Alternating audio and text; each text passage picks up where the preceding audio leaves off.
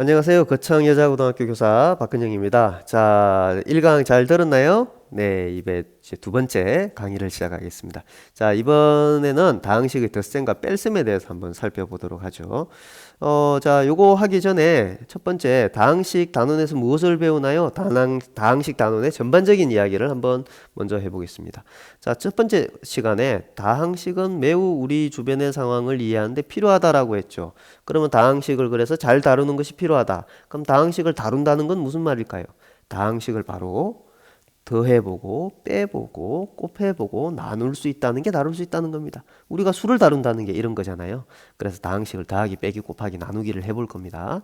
자, 그리고 두 번째, 어떤 다항식이 있으면 다항식은 언제 같은지에 대해서 배울 겁니다. 같은 거 이거 너무 단언한 거 아닌가 싶지만 뭐 조금 벗어난 이야기지만 예를 하나 들어볼게요. 자, 요런 게 있습니다. 자, 요런 거와 요렇게 생긴 거와 요거는 모두 같습니다. 어? 이건 뭐가 같지? 쉽죠? 이런 걸 위상수학이라 하는데요. 나중에 학교 와서 또 이런 재미있는 수학적인 이야기들도 한번 해보겠습니다. 이렇게 같다라는 거는 우리가 흔히 얘기하면 수가 같다는 건 너무 분명하잖아요. 3은 3과 같다. 다항식은 같다라는 게 뭘까? 이런 것들에 대해서 한번 이야기를 해볼 겁니다. 그리고 나서 나누기에 대해서 조금 더 세부적으로 해서 나머지 정리라는 걸 배웁니다. 나머지 정리. 이것도 매우 잘 출제되기도 하는 문제 개념이기도 합니다. 그래서 잘 알아두셔야 됩니다.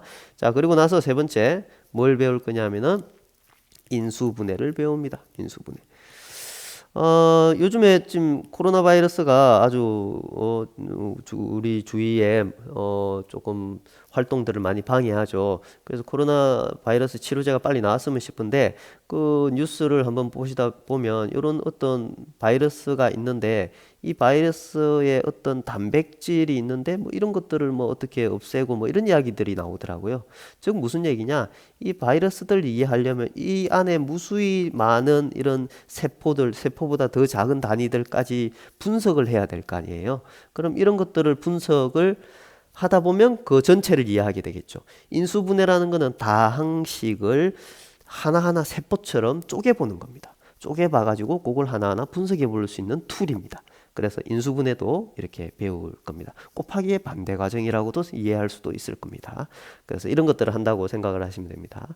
자, 두 번째 질문으로 가보죠. 두 번째는 다항식의 덧셈과 뺄셈입니다. 자, 먼저 덧셈부터 한번 해보죠. 자, 두 다항식을 더할 겁니다.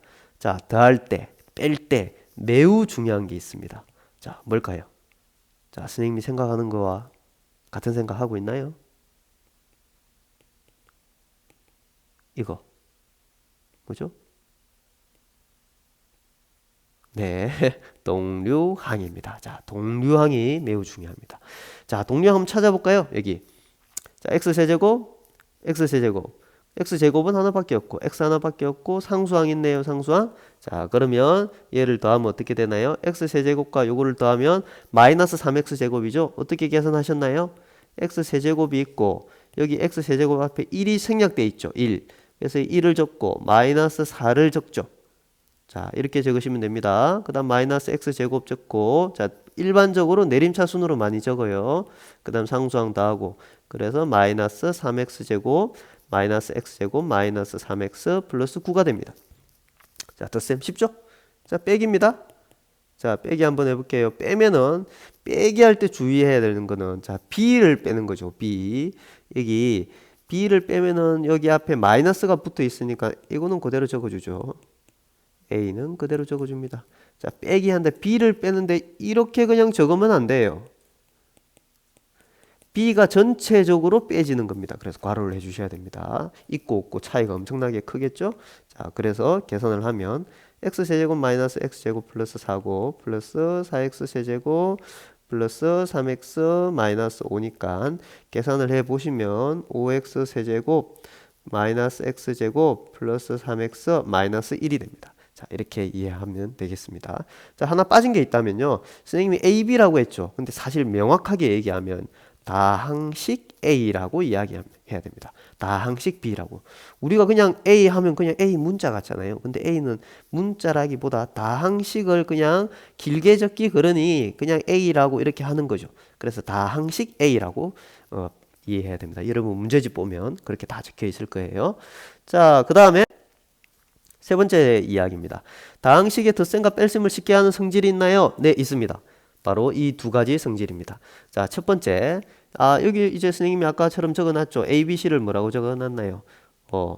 다항식, 세 다항식 A, B, C라는 거죠. 이게 문자가 아닙니다. 다항식입니다. 자, 이때 A 더하기 B랑 B 더하기 A가 같다는 거죠. 예를 들면 이런 이야기입니다. 쉽게 예를 들면 2x 더하기 3x랑 3x 더하기 2x는 위치가 교환돼도 같다라는 겁니다. 뭐 당연한 거 아니냐 싶죠. 사실 여러분들은 그렇게 생각할 수밖에 없어요. 왜냐하면 여러분들이 배우는 모든 대부분의 수학적 내용은 교환해도 같지 않은 건 배우지 않습니다.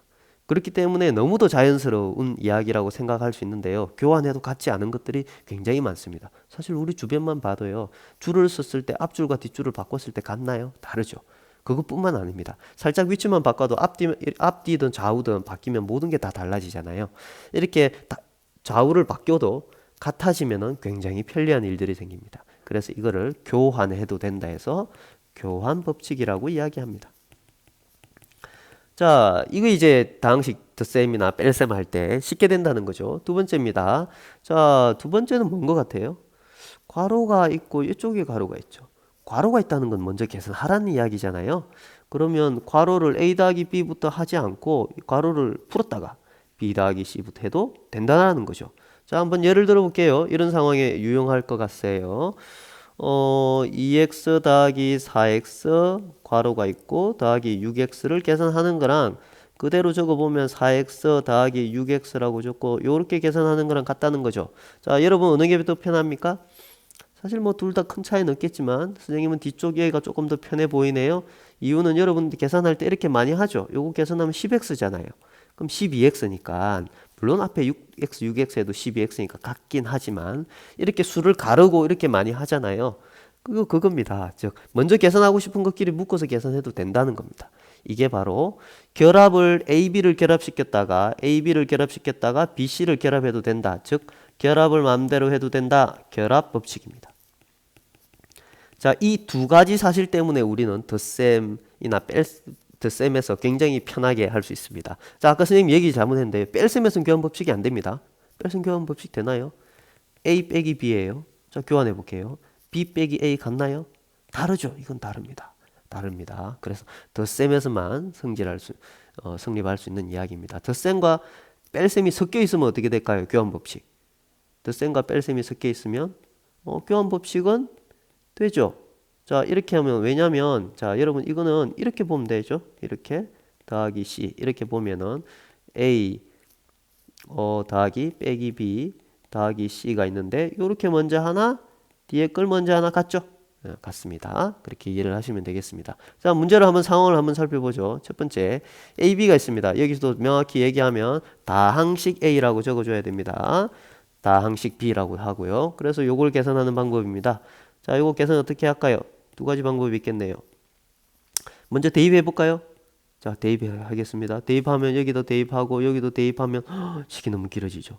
대입하고 나서 어떻게 해야 될까요? 정리를 해주면 되겠죠. 풀립니다. 물론. 하지만 조금 복잡하겠네요. 두 번째 방법은 어떻게 하면 돼요? 요 경우를 반대로 하면 되죠. 정리하고 대입하면 되겠죠. 정리부터 한번 해보겠습니다. 정리를 하면 자, 2a와 a니까 결합을 풀어서 그리고 교환도 하죠. 4b와 a를 서로 교환하죠. 그럼 어떻게 됩니까? 3a 그 다음에 플러스 b가 되죠. 자, 교환도 했고 결합도 다르게 했습니다. 이렇게 해서 여기에 대입하는 게 훨씬 편하겠죠. 자, 3a 바로 해볼까요? 3a 하면 3x 세제곱 플러스 12x 제곱 플러스 9인가요? 자, 그렇게 되고 그 다음에 뒤에 거 계산하면 플러스 b니까 2x 세제곱 마이너스 3x 제곱 플러스 x 플러스 5 그대로 적어주면 되겠네요. 계산해 봅시다. 자, 5x 세제곱 플러스 9x제곱 플러스 x 플러스 14 이렇게 되겠네요. 자, 이렇게 진행하시면 되겠습니다. 자, 어때요? 이 상황만 딱 봐도 대입과 정리, 정리와 대입 이게 서로 교환이 안 되잖아요. 그죠? 그러니까 서로 이래 되는 상황들이 굉장히 많아요. 이러면 어때요? 판단을 해야 되잖아요. 선택을 해야죠. 그러니까 이런 상황들은 복잡해지는 겁니다. 그래서 이런 상황은 2번이 훨씬 더 편하다. 1번도 괜찮지만 조금 시간이 걸린다라고 생각하시면 됩니다. 자, 두 번째 해볼까요? 자, 요렇게 되어 있습니다. 이때 당식 x를 구하라는 이야기입니다. x. 자, 한번 계산을 한번 해볼까요? 자, 어떻게 하면 될까요? 대입부터 한다고요? 대입부터 하셔도 됩니다. 조금 복잡하긴 하지만 아까보단 덜 복잡해요. 하지만 정리하는 게 더 편합니다. 자, x를 이쪽으로 넘깁니다.